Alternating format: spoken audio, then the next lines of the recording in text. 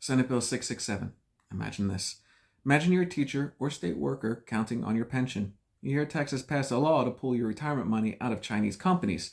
You assume that money is now gone and safer, but later you find out much of it may still be there, just harder to see, and you no longer have a way to challenge the decisions being made. What the bill says it does? Senate Bill 667 says it protects Texas pension funds and the permanent school fund by stopping investments in companies tied to China. What it actually does?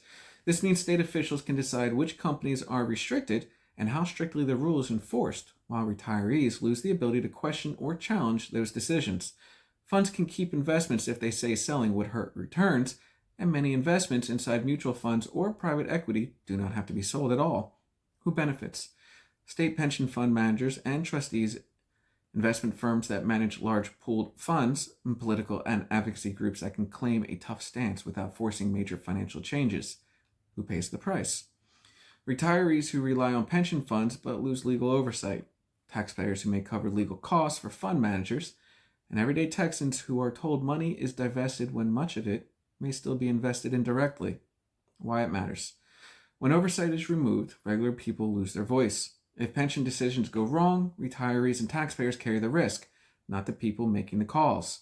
When accountability disappears, trust in public institutions erodes, and that affects families, schools, and long-term financial stability across Texas.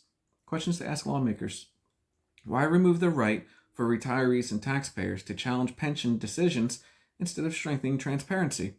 How will Texans know when the exception for keeping investments is being used responsibly and not as a loophole?